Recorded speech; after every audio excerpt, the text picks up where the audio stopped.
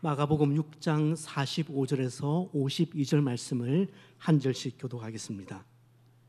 예수께서 즉시 제자들을 제초가사 자기가 무리를 보내는 동안에 배 타고 앞서 건너편 벳세다로 가게 하시고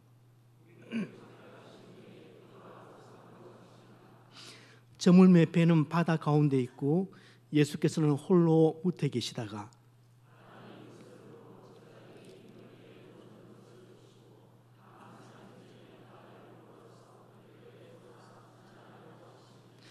제자들이 그가 바다 위로 걸어오심을 보고 유령인가 하여 소리 지르니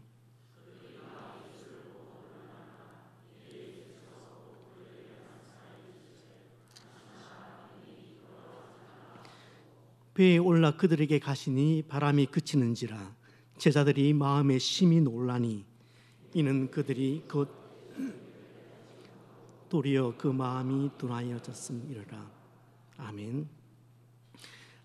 예수님은 이 땅에 오셔서 만 3년을 사역하셨습니다. 어떻게 보면 굉장히 짧은 시간이지만 아주 강력한 임팩트를 남긴 3년의 시간이었습니다. 예수께서 이 땅에 오셔서 하신 일을 마태는 세 가지 카테고리로 묶었습니다. 마태복음 4장 23절 말씀을 우리 같이 한번 읽도록 하겠습니다. 예수께서 온 갈릴리에 두루 다니사 그들의 회당에서 천국 복음을 전파하시며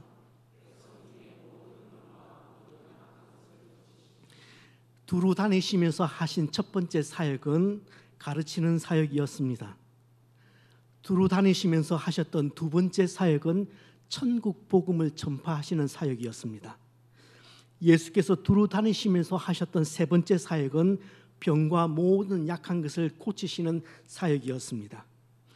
특별히 백성들은 예수님이 가르치는 사역에 큰 감동을 받았습니다. 누가는 사람들이 예수님의 가르침에 심히 놀랐다고 그렇게 표현을 합니다. 그 이유는 그분이 하시는 말씀이 권위가 있었다고 그렇게 이야기를 합니다. 정말 그렇습니다. 예수님이 가르치시는 내용은 그동안 그들이 한 번도 들어본 적이 없던 그런 가르침이었습니다. 그래서 현장에 모였던 사람들은 말씀을 들으면서 쌓인 체증이 내려가는 시원함을 경험을 했습니다. 늘 무엇을 해야 하고 무엇을 하지 말아야 하고 그와 같은 율법적인 말씀을 듣는데 지칠 대로 지쳐있는 그들에게 예수님의 가르침은 정말 격이 달랐습니다. 그래서 그 말씀을 조금이라도 더 들어보기 위해서 사람들이 몰려들기 시작했습니다. 그러면서 그들은 자연스럽게 예수님의 고치시는 사역도 보게 되었습니다. 병자들을 고치시는 것을 보았고 귀신들을 쫓아내는 것도 보았습니다. 심지어는 자연마저 마음대로 그렇게 제어하시는 것도 보았습니다. 보는 것은 듣는 것보다 훨씬 자극적이고 배움에 영향력을 줍니다. 백성들의 관심은 자연스럽게 듣는 것에서 보는 것으로 이동하기 시작했습니다. 예수님이 이런 대단한 능력을 가진 분이시라면 현재 자신들이 가지고 있는 다양한 삶의 문제들을 능히 해결해 주실 수 있을 것이다. 그런 생각을 하기 시작했습니다. 청중들의 관심은 예수께서 정말 원하시는 것에서 조금씩 멀어지기 시작했습니다. 성경을 보시면 예수께서 백성들의 그 어려움, 그 아픔들을 익히 아시면서 그것을 보시면서 간간히 그들 앞에서 기적 행하시는 것을 꺼리는 듯한 그런 말씀을 우리가 볼 수 있습니다.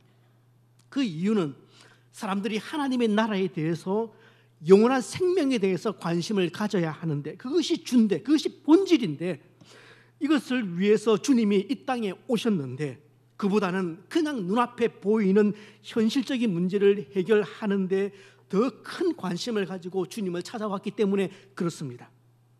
어쨌든 주님은 많은 이적들을 통해서 당신의 신성을 유감없이 드러내셨습니다. 이런 시답잖은 생각을 한번 해보았습니다. 예수께서 행하셨던 수많은 이적들 중에서 어떤 이적이 가장 강력한 인상을 남겼을까? 어떤 이적이 사람들의 눈을 휘둥그레지게 만들었을까? 어떤 기적을 보고 사람들이 가장 놀라고 신기해했을까? 여러분, 예수께서 베푸셨던 그 수많은 이적들, 그 기적들 중에서 여러분에게 가장 충격적으로 다가왔던 기적은 무엇입니까?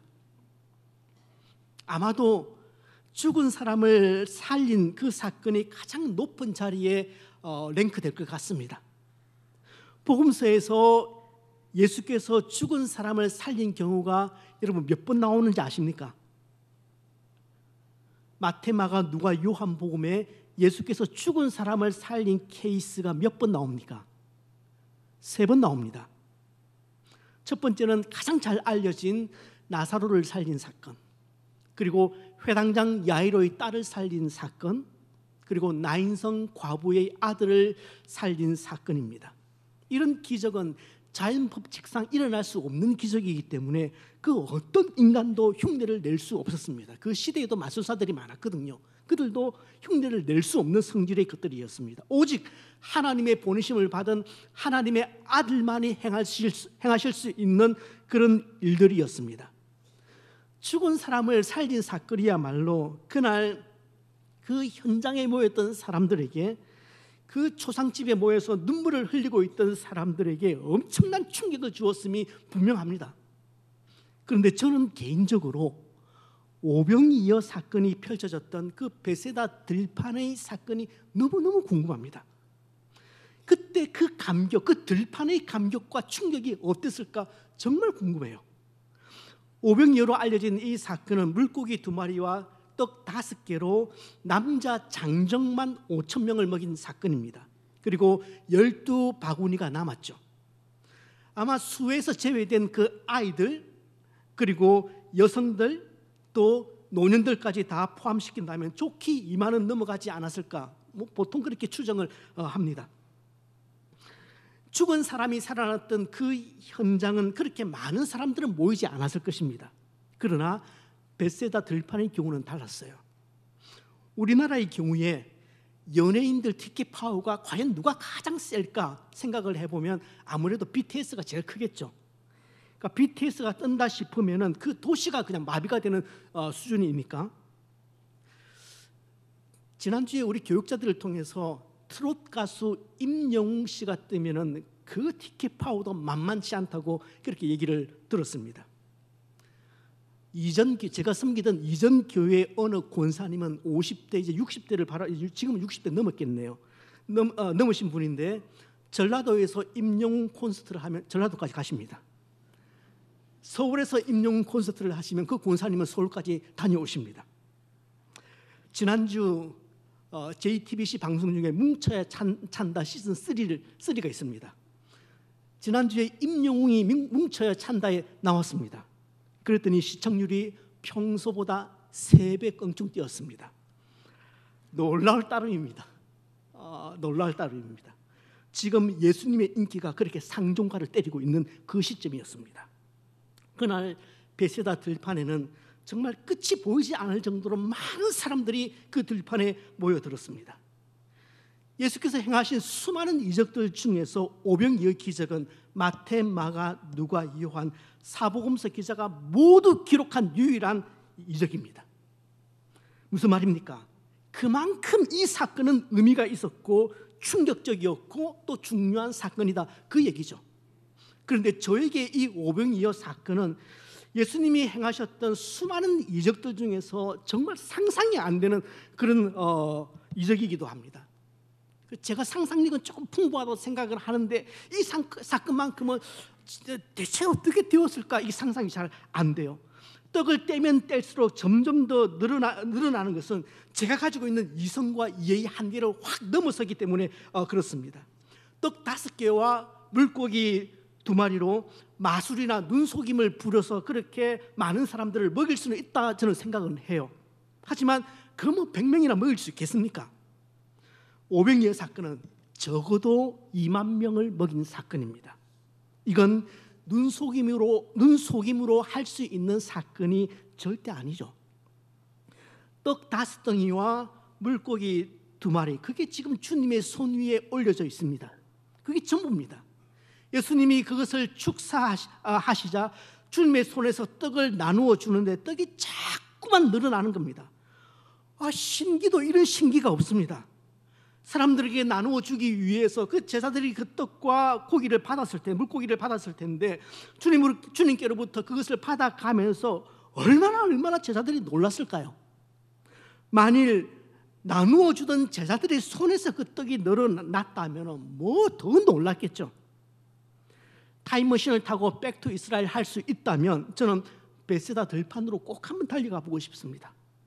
정말 어떤 광경이었을까? 너무너무 궁금합니다. 어떤 사람은 예수님이 그 오병이어에 축사하시고 떡을 떼실 때 그 손에서, 예수님의 손에서 떡이 한없이 그렇게 나왔다고 그렇게 이야기를 합니다.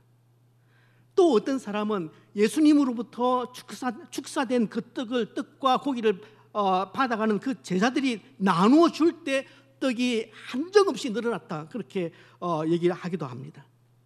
또 어떤 사람은 이 본문은 사실은 기적이 아니라 어린 아이가 자기 점심을 주님께 딱 내어 놓으니까 거기에 감동을 받은 어른들이 자기 혼자 먹으려고 감추어 두었던, 우리말로 짱박아 두었던 그 점심들을 다 꺼내놓기 시작해서 그 음식이 그렇게 늘어났다, 그렇게 설명하는 사람들도 있습니다. 그리고 어떤 사람은 오늘 본문에 나와 있는 숫자, 이게 잘못됐다, 5,000명, 그러면 적어도 최소 2만 명이 넘는데 이 숫자가 분명히 번역상 오류가 있을 것이다, 그렇게 말하는 분도 계십니다. 하지만 어떤 설명도 궁색하기는 매 한 가지고 이 기적의 신비를 충분히 설명할 수는 없겠다, 저는 생각됩니다. 저는 아주 신비로운 방법으로 그 예수님의 손에서 떡과 물고기가 늘어났다고 저는 그렇게 생각을 하는데, 상상은 잘 안 되지만 회당장 야이로의 딸을 살리신 예수님의 능력이라면, 죽은 나사로를 살리신 그 예수님의 능력이라면, 나인성 과부의 아들을 살린 그 예수님의 능력이라면 이건 불가능할 것도 없겠다, 저는 그렇게 믿습니다. 어쨌든 떡을 나누어 주는 제자들도 또 떡을 받는 백성들도 너무너무 놀랐습니다. 심지어는 두려움도 일어났을 겁니다. 저 같으면 그 엄청난 사건을 보면서 너무 눈물이 나서 아무것도 못했을 것 같아요. 오병이어 사건 끝에 백성들은 이제 서로 고백하기 시작합니다. 저분은 틀림없는 선지자다, 저분이 우리가 그토록 기다리던 선지자다, 그 고백을 이제 하기 시작합니다.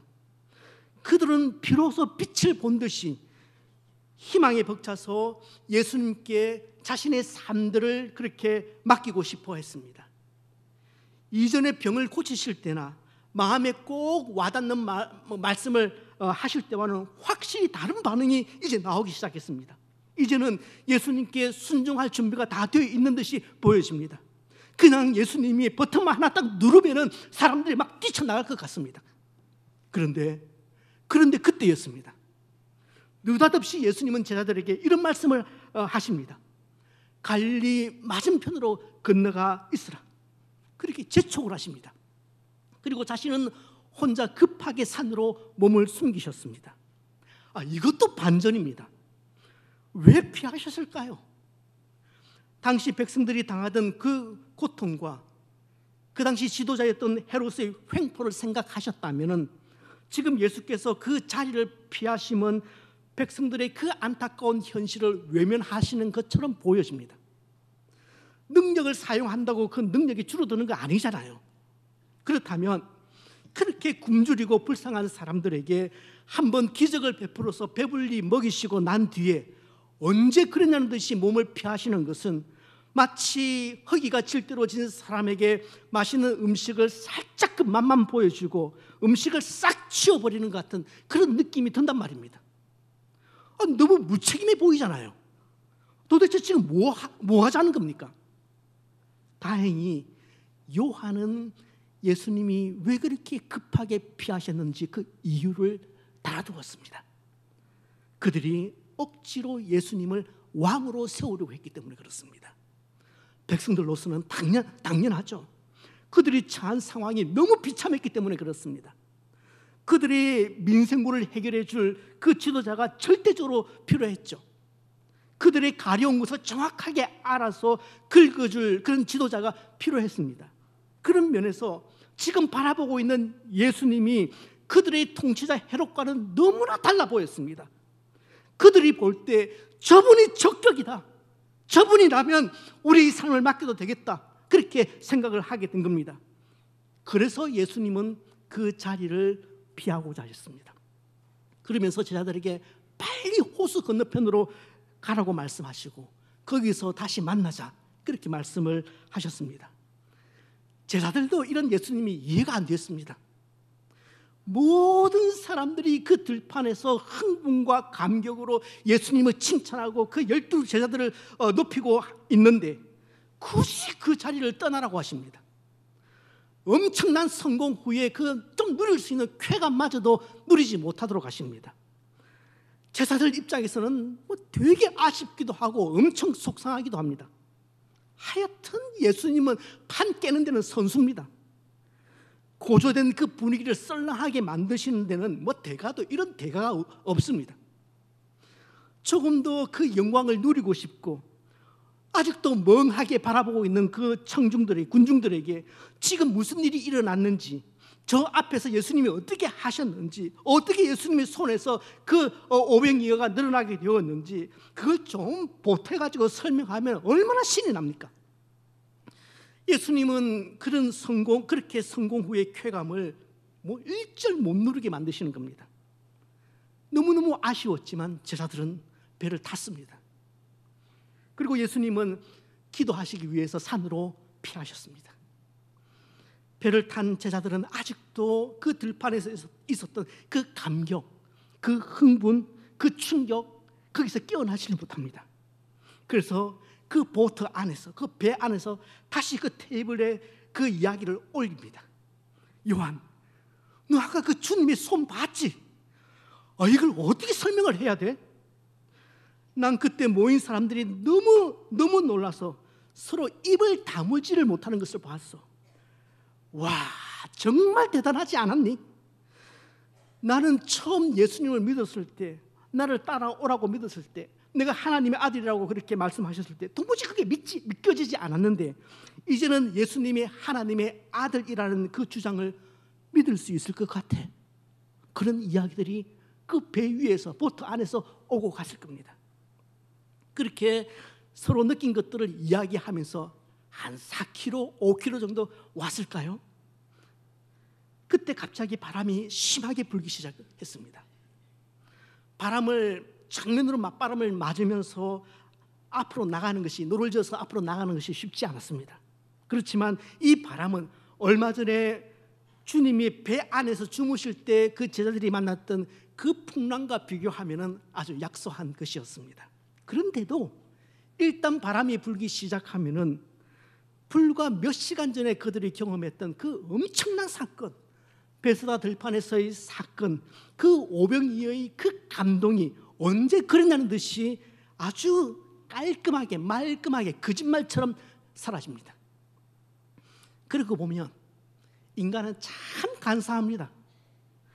어느 한 구석 좀 우직하게 그렇게 믿고 나가는 것이 없기 때문입니다.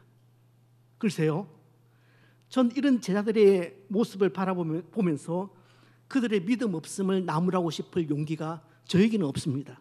왜냐하면 만약 여러분 가운데 그러면 목사님은요? 그렇게 얘기를 하면은, 그렇게 역질문을 해 오시면은 저 역시 피해갈 자신이 없기 때문에 그렇습니다. 저 자신도 그만큼 연약하기는 매 한 가지입니다. 제가 약하기 때문에 그렇게 남들 손가락질 안 하겠다, 그 의미가 아니라 저는 이것이 어쩔 수 없는 인간의 약함, 그리고 인간의 한계, 그렇게 말씀드리고 싶습니다. 제가 생각하기에는 아마 몇 시간은 좋게 그 바람과 싸웠던 것 같아요. 그들이 해변을 떠나고 겨우 한 4km, 5km 저 10여 리를 왔으니까 그 정도 왔을 뿐인데 그때 시간이 벌써 밤 4경, 그러니까 우리 시간으로 새벽 3시를 넘어가고 있었습니다. 그런데 그곳에 주님이 나타나셨습니다. 바람이 엄청나게 거세지는 않았습니다. 때문에 바람이 제자들을 매우 피곤하게 만들기는 했지만 아주 두려운 정도는 사실은 아니었습니다. 그런데 정작 두려웠던 것은 그렇게 물 위를 걸어서 오시는 주님의 출현 때문이었습니다. 그런데 재미있는 것은 유독 마가는 이 이야기를 기록하면서 주님이 배를 향해 걸어오신 것이 아니라 배를 스쳐 지나가려 하셨다, 그렇게 기록을 합니다. 물 위를 걸어서 나에게 정면으로 다가오실 때 그 모습도 사실은 무섭지만 옆모습만 싹 보이면서 스쳐 지나갈 때 사실은 더 무서울 것 같잖아요. 아마 이때 예수님도 긴 흰옷을 입고 계셨을 것 같고, 우리가 성화에서 보는 것처럼 머리도 길었을 겁니다. 그리고 물 위를 떠다니시는 것처럼 오셨다면 영락없는 유령입니다. 여러분, 좀 무섭고 으스스하지 않습니까? 제자들이 괜히 유령이다 그렇게 소리친 것 아닙니다. 우리가 새벽기도 드릴 때 새벽기도에 이제 말씀 다 끝나고 나면 불이 꺼지면서 개인기도를 합니다. 그러면 그때 불 다 꺼진 다음에 개인기도 하려고 눈 다 감았을 때 제가 이 성가대의 가운을 쫙 걸치고 가발을 쫙 쓰고 이 통로를 쫙 지나가면서 이 통로에 황선아 군사님, 강명수 군사님 앉아 계시거든요. 명수가 하면은 선아야 하면은 사람 지나갈 때 인기척이 나잖아요. 인기척이 있잖아요. 갑자기 기도하다 뭔가 이상해서 쭉 보는데 놀라지 않겠습니까? 사실 저는 주님이 왜 배 옆으로 스쳐 지나가려고 하셨는지 참 궁금합니다. 워낙 장난이 심하고 해악이 있으신 분이기 때문에 제자들 놀려주려고 하신 것 같기도 하고, 또 이 문제를 가지고 사실 고민한 신학자들도 있습니다. 어떤 신학자는 제자들이 보기에는 주님이 그냥 스쳐 지나가는 것처럼 보였을 뿐이다, 그렇게 말하기도 하고, 어떤 신학자는 주님이 지나가시는 것처럼 보이는 것은 하나님이 나타나실 때 일반적으로 쓰는 표현법이다. 그러니까 이 모습을 통해서 주님이 하나님이시라는 것을 드러내기 위해서 이렇게 표현하신 것이다, 그렇게 얘기하는 신학자도 있습니다. 또 어떤 사람은 스쳐 지나가는 것이 주님이 앞서 가신다는 것을 알려주기 위해서 그렇게 표현하셨다, 그렇게 말하는 신학자도 있습니다. 솔직히 저는 그 이유 잘 모르겠어요. 그런데 확실한 것 하나는 주님이 하시는 일이 종종 이렇단 말입니다. 주님이 하시는 일이 종종 이렇게 보여집니다. 제자들은 바로 그 순간에 공포감에 휩싸이기 시작했습니다. 그리고 그 공포감에 사로잡혀서 귀신이다, 유령이다, 그렇게 소리를 지른 겁니다. 그제서야 예수님은 돌아서서 안심하라, 내니 두려워하지 말아라, 그렇게 말씀하셨습니다. 비록 밤이기는 했지만 6월절 즈음이니까 보름이기 때문에 아주 어둡지는 않았을 겁니다. 처음부터 당신의 모습을 정확하게 보여주셨다면, 물 위를 걸어오시면서 나야 나, 그렇게 저 멀리서부터 그렇게 언지를 주셨다면 좀 두렵긴 했겠지만 그렇게까지 겁을 내지는 않았을 것 같습니다. 그런데 예수님이 종종 우리에게 보여주시는 방법도 이런 방법입니다. 주님은 틀림없이 우리를 도우러 오신 분임에도 불구하고 처음부터 완벽하게 그 모습을 드러내시기보다는 자꾸 모습을 감추시는 경우들이 많습니다. 또 때로는 마치 전혀 상관없는 분처럼 그렇게 옆으로 스쳐 지나가는 것처럼 보일 때도 있습니다. 예수님이 왜 그러시는지 저 잘 모르겠어요. 아마 다양한 이유들이 있겠죠. 그러나 확실한 것은 예수님은 그냥 지나치려고 오시는 것이 아니라 도우시러 오셨다는 사실은 분명합니다. 가슴을 진정시키기 어려웠던 그 순간, 안심하라, 내니 두려워하지 말라, 그 주님의 음성이 또렷하게 들려옵니다. 그 음성이 귀에 익숙합니다. 다시 보니 주님 같습니다. 이때 유일하게 마태는 그날 밤 사경에, 그러니까 새벽 3시쯤에 있었던 사건 하나를 덧붙여 넣습니다. 제자들 중에 베드로가 주님께 요청을 합니다. 마가는 덧붙여 넣습니다. 만일 주시어든 나를 명하사 물 위로 끌어오라 하소서. 정말 대단한 믿음 아닙니까? 베드로가 지금 무슨 생각을 하고 이런 요청을 주님께 했을까요? 단순히 다른 제자들 앞에서 11명의 제자들 앞에서 기선을 잡거나 허세를 부리기 위해서였다고 저는 생각하지 않습니다. 물 위를 걸을 수 있는 능력 자체를 나에게 주십시오, 그걸 요구했던 것 같지도 않습니다. 베드로가 이런 담대한 요청을 할 수 있었던 것은 그는 날 때부터 뱃사람이었기 때문에 이 정도 바람 부는 바다에서는 충분히 살아날 수 있다, 그런 그 정도 수영 실력은 된다, 그런 자신감 때문에 요청한 것도 아닐 겁니다. 아마도 늘 그랬듯이 충동적으로 그 말을 했는지도 모르겠습니다. 그런 충동성도 없지는 않았을 것이라고 저는 생각합니다. 하지만 베드로가 물 위를 걷게 해달라고 주님께 요청을 했던 가장 중요한 이유는 바로 몇 시간 전에 보았던 그 오병이어의 사건에서 보았던 그 주님의 능력, 그 능력을 다시 한번 체험을 해보고 싶었기 때문에 그렇습니다. 한 번 더 그 주님의 능력을 생생하게 내가 느껴보고 싶었고 경험을 해보고 싶었을 뿐입니다. 주님이시라면 나조차도 물 위를 걸을 수 있게 해주실 수 있겠다, 그 믿음이 그 순간 베드로에게는 있었습니다. 그래서 주님은 자신도 물 위를 걸을 수 있게 해달라고 어찌 보면 그 주님에게 그렇게 황당한 요구를 한 겁니다. 그런데 주님께서 베드로에게 물 위를 걸어오라고 그렇게 명령하십니다. 그래서 베드로는 그 배를 붙잡고 아주 조심스럽게 물 위에 인류 역사에 처음으로 첫 발자국을 내디뎠습니다. 여러분, 아무리 생각해도 이거 무모한 짓입니다. 인간이 물리학의 법칙을 거스를 수는 없습니다. 너무 위험합니다. 인간은 중력의 법칙을 이길 수가 없습니다. 아마 다른 제자들이 틀림없이 보트 밖으로 나가려고 하는 그 베드로를 뜯어 말렸을 겁니다. 젊은 혈기를 부리는 것도 아니고 죽을 생각을 하지 않은 다음에야 말도 안 되는 짓을 지금 이 베드로가 하고 있기 때문입니다. 베드로가 정말 주님의 임재를 그렇게 한 번 더 경험하기를 원했다면 굳이 그렇게까지 행동하지 않아도 되지 않습니까? 만일 주님이시거든 이번에도 이 바람에게 명령하여서 잠잠하게 하소서, 그 정도로도 충분하지 않을까요? 하지만 베드로는 배 밖으로 나왔습니다. 그리고 물 위에 정말 섰습니다. 글쎄요, 베드로가 그 물 위에서 과연 몇 발자국 걸었을까요? 아마 물 위에 선 다음에 제대로 발을 떼지도 못하고 그 자리에서 얼어붙었을 것이라고 저는 상상합니다.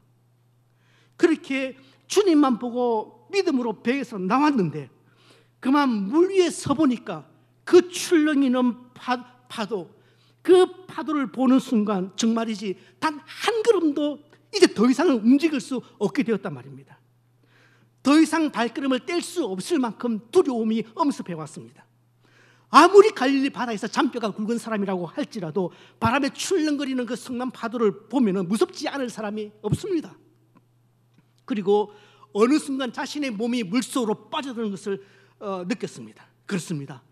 베드로의 그 정도 믿음으로 물 위를 걷는다는 것은 결코 쉬운 일이 아니었습니다. 베드로는 허우적거리면서 주님께 도움을 요청합니다. 주님은 베드로를 건져냅니다. 그리고 말씀하십니다. 믿음이 적은 자여 왜 의심했느냐? 그때 베드로가 한없이 작아집니다. 괜히 시작했다 싶었습니다. 그냥 가만히 있을 걸 자책도 되었을 것 같습니다. 왜 사사욕을 들어먹는지 정말 모르겠습니다. 가만히 있으면 2등이라도 할 텐데 말입니다. 이처럼 물 위를 걸어보겠다고 믿음으로 그 물 위를 한번 걸어보겠다고 보트를 나가는 베드로의 모습이 저에게는 너무 무모해 보였습니다. 저는 이 본문을 보면서 어쩌면 저와 여러분의 상태를 한번 이 모습과 비교를 해보았습니다. 그렇게 보니 주님의 말씀대로 한번 살아보겠다고 바둥바둥 대고 있는 저와 여러분의 모습이 주님의 말씀대로 한번 살아보겠다고 그렇게 애쓰는 여러분의 모습도 마치 물 위를 걸으려고 했던 그 베드로의 모습처럼 무모한 모습인지 모르겠다, 그런 생각이 들었습니다. 여러분, 어쩌면 믿음으로 이 세상을 살아간다는 것이 이와 같지 않습니까? 적당히 믿자면 두려울 것 하나도 없습니다. 부담 없이 예수 믿자면 그리 어려울 것도 없습니다. 배 안에만 머물러 있자고 하면은 이 험한 세상을 살아가는 것 그리 어려울 것도 없겠다 싶습니다. 그러나 믿음으로 산다는 것이 배 밖으로 나와서 그 물 위를 걷는 삶이라고 한다면은, 물 위를 걸으라는 그 도전에 응하는 것이 믿음으로 사는 것이라면, 우리는 종종 앞으로 나갈 수도 없고 뒤로 돌아갈 수도 없는 그런 난관에 서 있는 그런 우리 자신의 모습을 너무나 자주 발견하게 됩니다. 그러니까 정말 믿음으로 세상을 한번 살아보겠다고 다짐하는 여러분의 모습이, 정말 믿음으로 학교 생활을 한번 해보겠다고 하는 여러분의 그 굳센 다짐이 마치 물 위에 서 있는 베드로의 모습만큼이나 무모한 모습 같아요. 두 주인을 섬길 수 없다, 그러니 주님을 의지해서 재물에 욕심내지 마라, 그 말씀을 실천하는 것은 이 자본주의 사회에서 정말 무모한 일이지 않습니까? 영생에 대한 믿음으로 이 세상 사는 동안에 철저하게 희생과 헌신의 삶을 살아라, 상당히 무모해 보이지 않습니까? 제 한 몸 간수하기도 힘든 이 험한 세상에서 다른 사람들을 섬기고 그 사람들에게 신경 쓰며 살아가야 하는 것 너무너무 무모하고 피곤해 보인단 말입니다. 모으기에도 바쁜 이 세상에서 주님 때문에 베푸는 삶을 사는 것, 그건 너무 무모하지 않습니까? 친구들이 세상의 유흥을 다 즐기는데, 학교만 파하면은 그 학교 앞에서 오만할 것 다 하는데, 그것을 거부하며 살아가는 것 너무 무모해 보이지 않습니까? 주변의 친구들이, 우리 청소년들 주변의 친구들이 딥페이크 영상을 보면서 낄낄거리고 깔깔거리고 있을 때, 그것은 죄라고 말하는 것은, 그것은 성범죄라고 분명하게 말하는 것은 굉장히 무모해 보입니다. 학교에서 예수님 따라 사는 것도, 점심시간에 학식 받아놓고 주님께 감사하며 기도 올리는 모습도 전부 다 무모해 보입니다. 비록 이 땅에서 예수를 믿을 때 우리 목숨을 내놓아야 할 정도의 일들은 이제 없습니다. 그런 시대는 지나갔죠. 하지만 이 세상에서 믿음을 지키며 사는 일은 마치 물 위를 걷는 것만큼이나 무모해 보일 때가 얼마나 많은지 모릅니다. 다시금 말씀드립니다. 오늘 베드로가 물 위를 걸어보겠다고 그 배 밖으로, 그 보트 밖으로 나왔던 것처럼 때로 믿음은 무모하다 싶을 만큼 극단적인 것입니다. 믿음은 이것도 좋고 저것도 좋은 것이 아닙니다. 믿음은 확실히 무엇인가를 주를 위해서 손해를 보아야만 하는 것이고, 때로는 그 믿음 때문에 위기에 처할 때도 있습니다. 믿음 때문에 우리가 누릴 수 있는 즐거움을 포기해야 할 경우가 얼마나 많은지 모릅니다. 그래서 제가 여러분들에게 던지는 질문은 이것입니다. 그래서 제가 여러 청년들에게 던지는 질문은 이것입니다. 그래도 주님 믿으시겠습니까? 그래도 주님 믿으시겠습니까? 그래도 배 밖으로 한번 나가 보시겠습니까? 그 질문입니다. 때로 의심이 생겨서 물속으로 한없이 빠져들어가는 그 경우가 생기더라도, 그래도 주님 믿겠습니다. 그래도 저는 주님 믿습니다. 그런 확신이 분명할 때에, 그때 우리는 주님의 은혜와 도우심을 경험할 수가 있습니다. 그래도 내가 주님을 믿겠다는 확실한 고백이 있을 때에만 안심하라, 내니 두려워하지 말라, 그 주님의 약속이 한없이 위로가 된단 말입니다. 그래도 내가 주님을 믿겠습니다, 그런 다짐이 있을 때 안심하라, 내니 두려워하지 말라, 그 말씀이 격려가 되고 힘이 된단 말입니다. 안심하라, 나니 두려워하지 말라는 이 말씀이 위로가 될 수 있음은 이 험한 세상에서 나는 주님만 바라보며 살아가겠다. 그 믿음의 고백이 분명할 때 이 말씀이 우리에게 격려의 말씀, 위로의 말씀이 된다는 얘기입니다. 본문에 근거해서 마지막으로 여러분들에게, 청소년들에게, 청년들에게 몇 가지 질문을 던지겠습니다. 여러분, 제가 던지는 질문에 동의할 수 있다면 아멘으로 한번 화답을 해 주시길 바랍니다. 그냥 가만히 있지 마시고 아멘으로 한번 화답을 하면은 그 말씀을 한번 또 지켜보려고 그렇게 애를 쓰게 되거든요. 혹 자신은 없지만, 목사님, 제가 믿음이 약해서 자신은 없지만 저도 그렇게 한번 살아보고 싶습니다. 그런 강한 열망이 있다면 여러분, 제가 하나씩 질문할 때 아멘으로 그렇게 한번 화답을 해 주시길 바랍니다. 여러분, 새롭게 시작되는 이 한 주간을 믿음으로 사시겠습니까? 믿음으로 사실 때 손해를 좀 보게 될 것이라고 제가 말씀드려도 그래도 믿음으로 사시겠습니까? 믿음으로 사실 때 힘든 일을 좀 겪게 될 것이라고 그렇게 말씀드려도 여러분 믿음으로 사시겠습니까? 믿음으로 사실 때 내 몸이 좀 고달파질지라도 그래도 제가 그 말씀 드려도 여러분은 믿음으로 사시겠습니까? 마지막 질문 드립니다. 믿음으로 사실 때 애매히 고난받을 수도 있습니다. 제가 그 말씀 드려도 여러분 믿음으로 사시겠습니까? 그렇다면 사랑하는 성도 여러분, 주님의 음성을 들으십시오. 안심하라. 나니 두려워하지 말아라. 기도하겠습니다.